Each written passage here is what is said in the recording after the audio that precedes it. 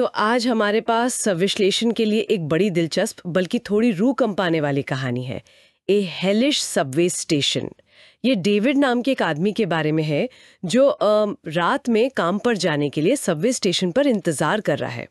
लेकिन कुछ बहुत अजीब है।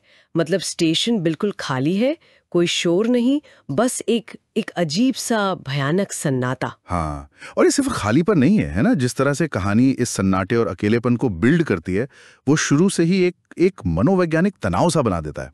ऐसा लगता है जैसे ये स्टेशन सच में दुनिया से कट गया हो, कोई अलग ही जगह। बिल्कुल। और डेविड वो निकलने की कोशिश करता है बार बार, पर हर रास्ता, हर कोशिश उसे वापस उसी प्लेटफॉर्म पर ले आती है।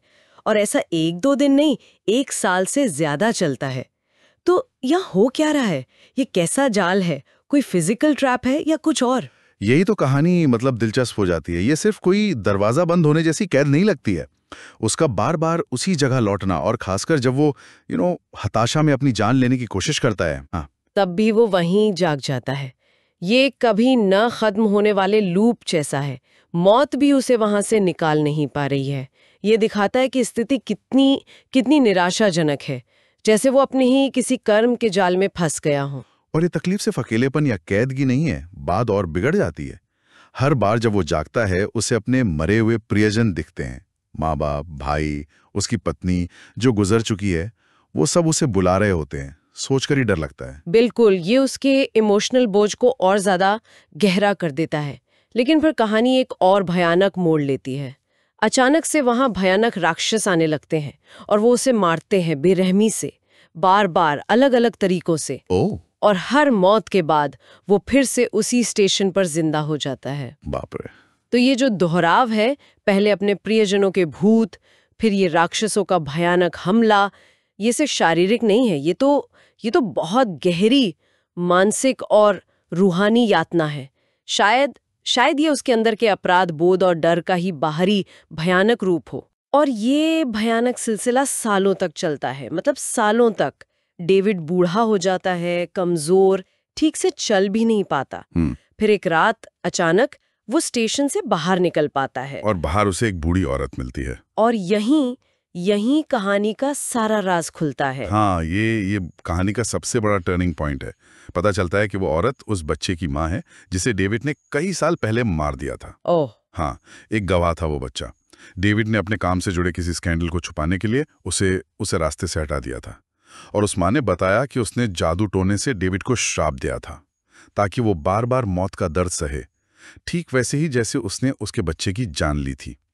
ये बदला और न्याय का एक बहुत ही पर्सनल और भयानक रूप है। डेविड तो पूरी तरह टूट जाता होगा।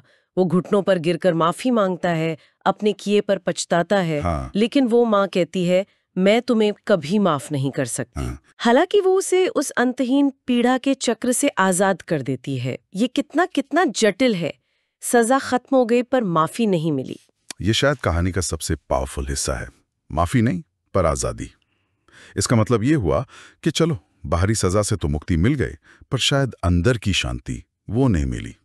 माँ का माफ ना करना ये दिखाता है कि शायद कुछ जख्म कभी नहीं भरते, कुछ कर्मों की माफी शायद होती ही नहीं है। पर श्राप हटाकर एक तरह से वो उसे अब अपने अपराध बोध के साथ जीने के लिए छोड़ देती है। और कहानी का अंत वो भी कम चौंकाने वाला नहीं है। डेविड आजाद होने के बाद अपनी मर्जी से उसी सबवे स्टेशन पे वापस लौट जाता है। हाँ, और ये बहुत कुछ कहता है।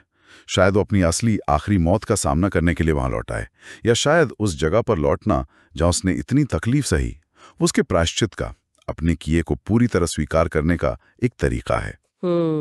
ये एक तरह से शांति की तलाश भी हो सकती है, भले ही वो मौत के जरिए ही क्यों ना मिले। ये कहानी हमें सोचने पर मजबूर करती है कि असली सजा क्या है, जो बाहर से मिलती है या वो जिसे हम अपने अंदर ढोते रहते हैं। बिल्कुल। ये सवाल मन में रह जाता है कि जब डेविड अपनी असली मौत का इंतजार करने स्टेशन लौटता है, तो क्या उसे आखिरकार शांति मिलती है, या फिर उस जगह पर लौटना ही जहां उसने इतनी पीड़ा सही, उसके प्रायश्चित का वो अंतिम चरण है जिसके बिना शांति मुमकिन ही नहीं। उसका अंतिम अंत क्या होता है, कहानी ये पढ़ने वाले पर छोड़ देती है सोचने के लिए। अगर आपको ये वीडियो पसंद आया तो वीडियो को लाइक करें और चैनल को सब्सक्राइब जरूर करें। और यही कहानी अगर आप इंग्लिश में सबटाइटल के साथ देखना चाहते हैं तो मेरे इंग्लिश चैनल स्टोरी ग्लाइडर को ज़रूर चेक करें। मैंने चैनल का लिंक डिस्क्रिप्शन में दे दिया है। वीडियो देखने के लिए आपका बहुत बहुत धन्यवाद।